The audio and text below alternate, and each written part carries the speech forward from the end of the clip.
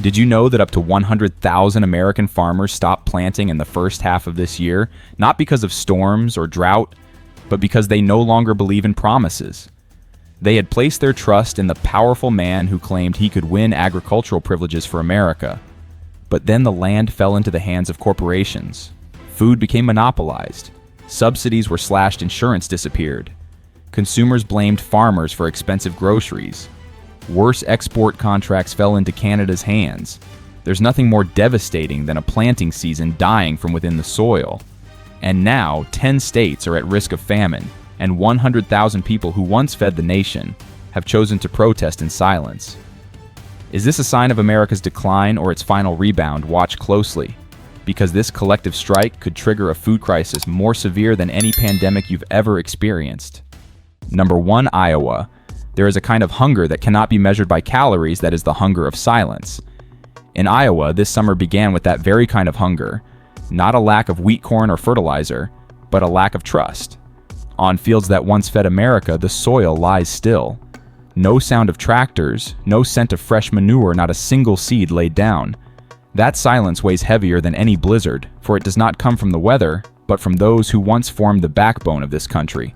Iowa is not an unfamiliar state. For a century, it has been a symbol of stability. Americans once believed if Iowa still plants America, we'll never starve. Breakfasts of bread, milk, and cereal all began from seeds in the Midwest. But now, in the very place that once sowed faith deeper than roots, people choose to leave the land bare. Not because they cannot plant, but because they no longer want to be seen as dependents' burdens or just another number on a political chart. They waited for promises of bringing jobs back to Americans to become reality. Waited for trade deals that were tough but fair. But then traditional markets, Japan, South Korea, turned away, refusing to yield to tariff games. Export orders drifted toward Canada, Brazil. Australia, countries that didn't roar but knew how to keep friends. Iowa stayed watching empty freight cars roll by.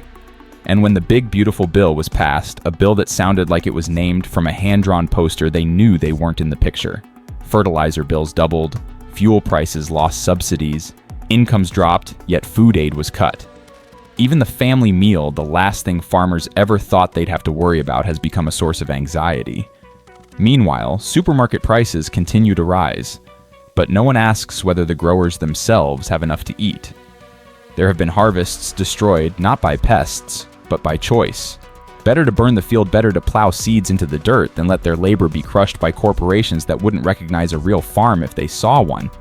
That is not despair. That is how they say, I still get to decide. In southern Iowa, a small community held a land opening ceremony not to plant but to declare a halt. No shouting, no protests. Just a silent gesture clearer than any press conference. If the land is no longer respected, we will let it rest. They know they'll go hungry.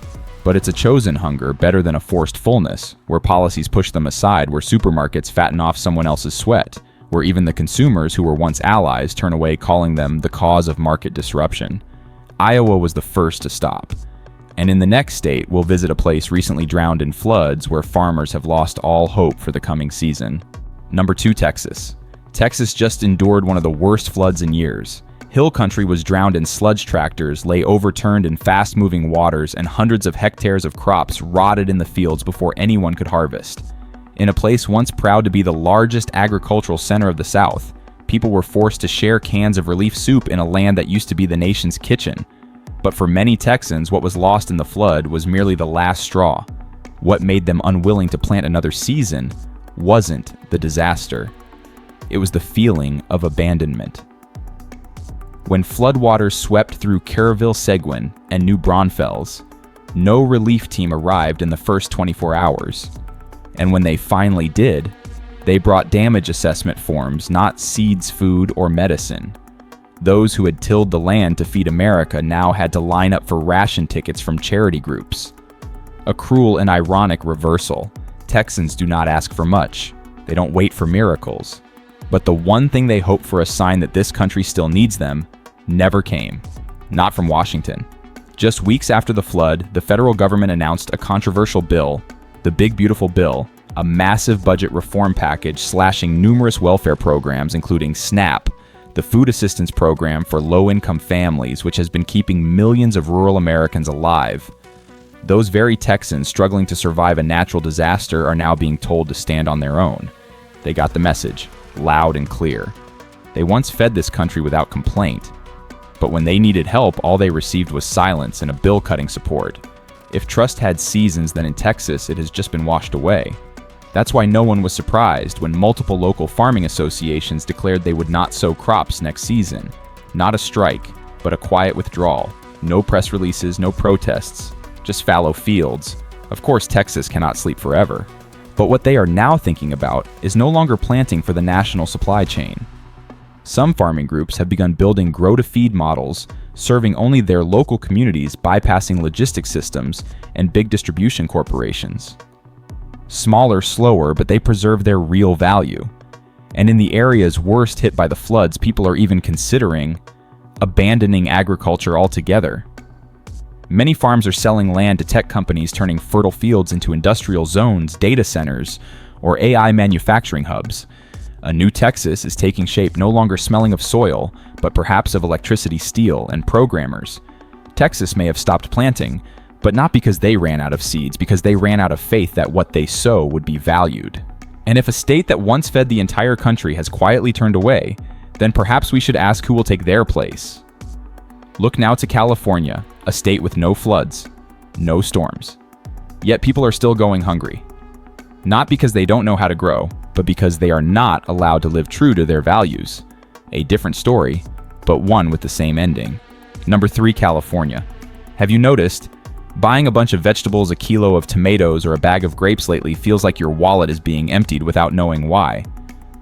You think maybe it's the rising cost of fertilizer, maybe it's inflation. But if you ask a farmer in Fresno, the answer might shock you. They grow acres of lettuce only to sell them to a distributor for less than the price of a cup of coffee. And that very bunch of lettuce just a few days later sits on a supermarket shelf in Ohio priced 5 times higher. Not because of shipping costs, but because every step in between, from cold storage logistics to marketing, has been taken over by 4 major corporations. They buy at such low prices that farmers are forced to sell at a loss, and they sell it back so expensively that consumers are stunned when they swipe their cards. California grows 12% of the country's total agricultural output, yet over 5 million people in this very state live on food stamps. A state that exports vegetables to Asia, and at the same time has long lines of people waiting to receive canned butter from community food banks. This paradox isn't new, but now it's harder to swallow than ever. In the Central Valley, the heart of American agriculture, many farmers have decided not to plant this season, not because of water shortages, but because they would rather leave the land empty than plant and be forced to sell at a loss. Some have even burned their fields after being denied a minimum price. Others have torn down their grape trellises, sending a final message, "I won't be a slave to the system." They are waiting not for rain, but for a signal from the federal government, a new policy, a fairer legal framework. But in Washington, instead of discussing price floors or irrigation subsidies, people are busy debating a great and beautiful bill designed to serve the future, where smart farming, tech, AI, and clean energy exports are mentioned in every line. And the tomato farmers, they don't see their names anywhere. No one calls it despair, but their actions choosing not to plant, not to sell, not to cooperate amount to a silent strike without banners, without microphones. Just quiet fields and food prices growing increasingly insane. If even the people who feed us are being starved by the very system they serve, what lies ahead for America? And this is just California, once a land of plenty. Let's head to the next state with a story even more severe. Number 4, Washington. A box of American cherries can now cost up to $9. But if you trace that cherry's journey backwards, you'll find the orchard that grew, it is now abandoned. And the people who used to pick fruit are now picking for someone else. In mid-July, the Yakima Valley in Washington is usually the busiest place in the US. But this year, the wind passing through the orchards carries not the sweet smell of ripe apples or cherries, but the scent of weeds and damp soil. Where once there were voices and trucks, now there are only bees swarming around fallen fruit and a few orchard owners quietly gathering the remaining harvest not to sell, but so a year's worth of effort doesn't go to waste. Washington. The fruit capital of America isn't facing drought or crop failure or a lack of orders. What it lacks is the one thing machines can't replace: people. Over 1/3 of the labor force that once worked these fields has vanished in less than 3 months. No one says it out loud. There are no protests, no strikes, just an absence growing clearer with every truck that doesn't move, every unpicked orchard, every canceled order. The reason workers no longer feel they belong here. Some were called away, others left before being called, and not a small number have headed north to a land they believe offers more breathing room. Canada doesn't promise paradise, but they have simple, clear, accessible programs. They provide housing, basic living conditions, and don't force workers to live in the shadows. Agriculture there isn't just a revenue source, it's a protected industry from policy to market to workers' livelihoods. That's why more and more people who once lived off American soil are now starting a new chapter in northern fields. Meanwhile, in Washington, things grow more uncertain. Fruit still grows, but no one picks it. Prices skyrocket. Consumers in Seattle or Portland start to complain, why does a box of cherries cost $9? But they don't see what's happening behind the scenes. The hands are no longer there, and no one knows if they're coming back. One small farm owner once told a local paper, I have Fruitland machines. I just lack people. But what he didn't say was he also lacks faith in the future, because when no one protects the agricultural supply chain from the roots up, people will choose to leave before they're forced out. Washington is not like Iowa or Texas. Here people don't keep planning to resist. They don't work and grow bitter. They simply vanish quietly, but enough to leave a gap no one else can fill. And at that moment, Canada quietly steps in to receive those gaps. They are expanding small farms, developing green agriculture models, bringing technology to the fields. And most importantly, they see farmers as an irreplaceable part of society. Not just a labor force, but partners in building food security. So if you're a farmer, someone who once bent down to tend every plant and fruit, where would you choose a place that keeps you looking over your shoulder, or a place that lets you farm without fearing tomorrow? And perhaps for that very reason, while Washington still struggles with the question, how do we harvest, poorer states are already asking something else. How do we avoid ending up like that before it's too late? Number 5, Arizona. Arizona is exporting water to the world while its own people lack water to live. It sounds like a joke, but it's the truth. In the driest region of America, where every drop of water once had to be measured just to water a cactus, there are now thousands of lush green acres not to grow food for locals, but to export hay for cattle in the Middle East. With every ton of alfalfa packed and shipped, hundreds of thousands of gallons of Arizona's groundwater vanish resources the locals have preserved for generations. This place was once a symbol of self-reliance. No favorable weather like Iowa, no huge markets like California, but Arizona's farmers knew how to survive on land, water, and community. They grew just enough used water, sparingly shared pumps, fixed common pipes without needing help from above. But ever since foreign companies began leasing land, everything flipped. They brought modern technology, drilled deeper wells, used more water, and were allowed to do so. Meanwhile, locals were limited in irrigation hours or even had to skip planting seasons due to water shortages. Many think farmers here gave up because of harsh weather. But no, they gave up because they were pushed to the margins on their own land. In just 2 years, over 42,000 acres of farmland in Arizona changed hands to foreign investors. No one forbade it, but no one asked, how will the locals survive? Promised subsidies meant to support local production never reached those who needed them. They flowed into large projects where returns are faster without caring how long someone has lived and farmed the land. The result, people withdraw. No protests, no outcry, just quietly stop farming. According to the University of Arizona, in the first quarter of 2025, the number of small farms ceasing operations rose by 63%. Fields that once grew broccoli, cantaloupe, sunflowers now lie still under the sun. No tractors, no human shadows. There's a family in Eloy, 3 generations growing vegetables, who decided this year to leave their farm. Not because of debt, but because their land lease wasn't renewed. The new owner wants to grow something else, export it elsewhere, and doesn't need them anymore. They didn't speak up or cause a scene. They just packed up neatly, got in a truck, and headed north. And many are choosing Canada as the place to replant their lives. Not because the soil is richer, but because farmers are more respected.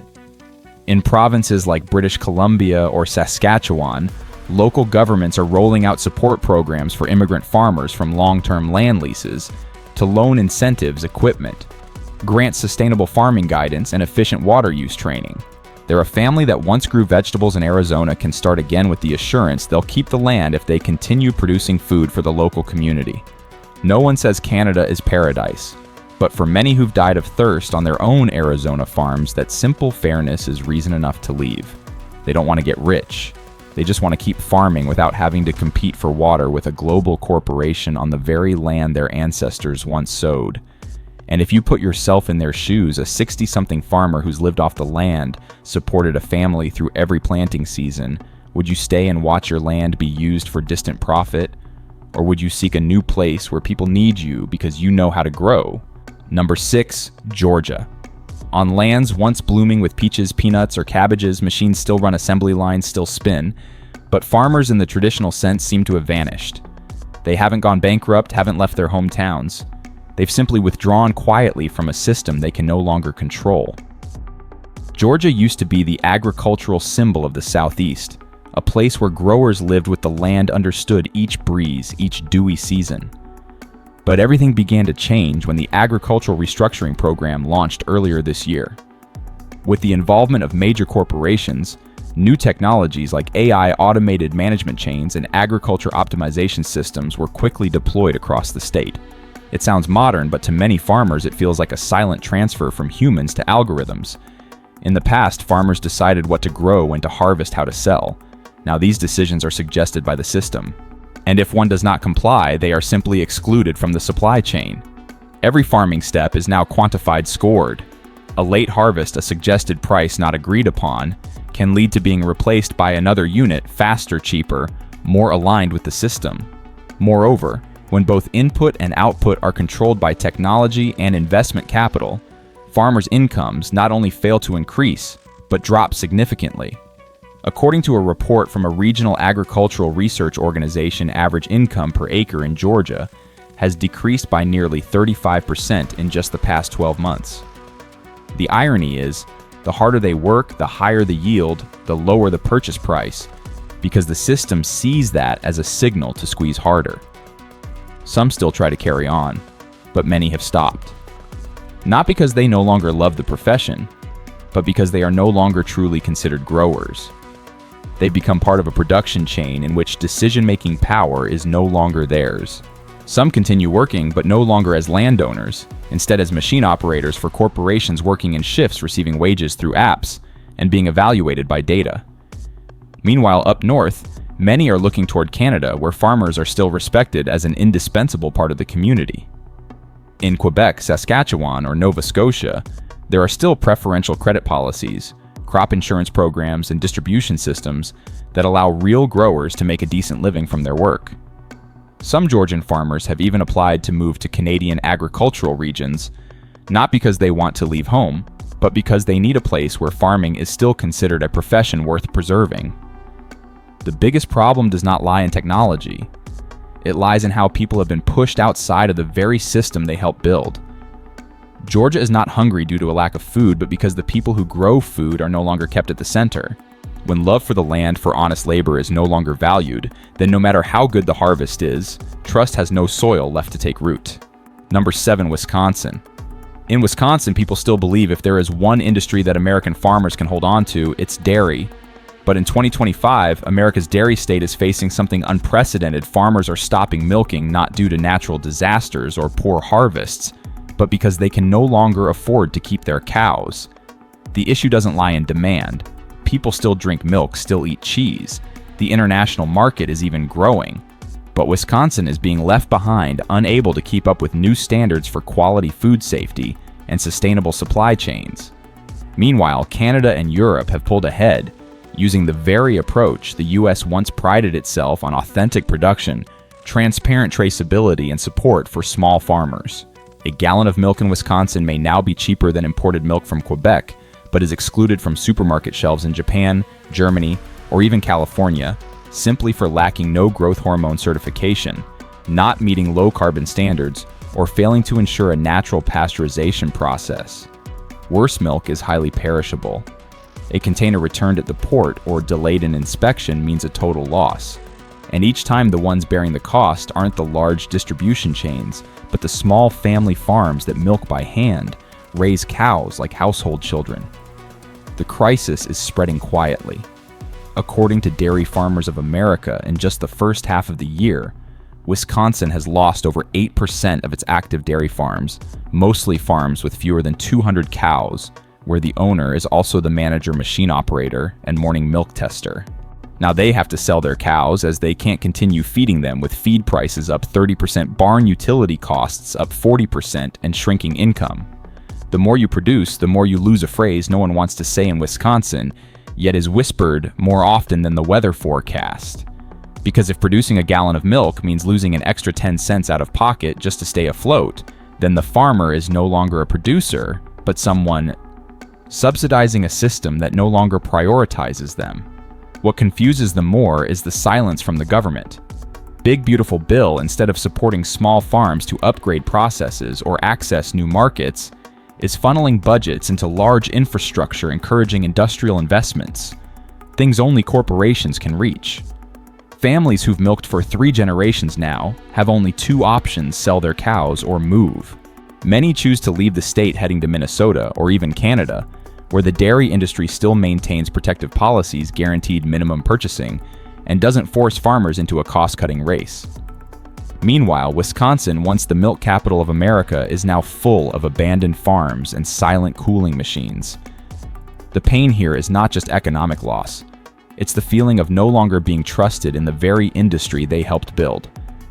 The American dairy sector was once founded on trust and is now losing precisely that. And if a state whose signature industry represents clean, real American-like dairy falls off the export map, then what awaits the rest of the states? Number 8, Kansas. The food crisis in America is no longer a distant warning from research institutes or nonprofit organizations. It has begun to take shape through fields left unsown, collection stations with nothing to collect, and those who once fed the nation now being the first to consider letting go.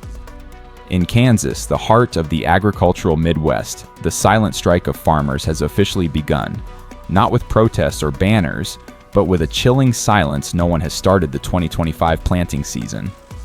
Kansas used to be called the breadbasket of America, not only for its vast planted area, but because its wheat yields were among the most sustainable in the world. But in 2025, those lands lie barren. No cedars, no green sprouts. Only dust and a creeping sense of unease among those who once thought they'd spend their lives with the land. The cause is not hard to understand. Within just half a year, Kansas was hit by 2 natural blows. Early in the year came a severe drought, the lowest humidity in a decade, with water so scarce that outdated irrigation systems couldn't cope. Farmers tried to adapt, buying moisture-retaining chemicals, renting oil-powered pumps, making small investments in temporary water-saving tech, but it was all like patching a sinking boat. Then when the rains came, relief turned to fear. In the first 3 days of June, over 10 inches of water fell into the Kansas River, causing flash floods, breaking field banks, submerging the entire central planting basin. Fertilizer washed away, machinery broke down, and young wheat rotted in the fields. For many, this was not a disaster, but a justifiable reason to stop. The scary part isn't the weather, but the feeling of total helplessness in the face of it, while the policy system that should have anticipated this was lagging far behind. The Big Beautiful Bill, advertised as the revival of American agriculture, completely ignored investment in climate forecasting, allocated not a single dollar to upgrade irrigation channels, and provided no climate risk insurance for small farmers. Meanwhile, neighboring Canada launched its active climate program in mid-2024, delivering localized forecasts and subsidizing flood-proof tech for even family-scale farms. What hurt Kansans wasn't just property damage, it was the feeling of abandonment. They had waited, hoped that someone in Washington would look toward the Midwest, that when disaster struck, there would at least be investment infrastructure meteorological alerts, so next time they wouldn't be caught off guard, but they waited in vain. As fields flooded and lands dried, the biggest debates were between the 2 most powerful men in the country, one leading politics, the other technology. And they weren't debating crops, but how many trillions AI could generate. The cornfields of Kansas and the people who depend on them have no place in that conversation.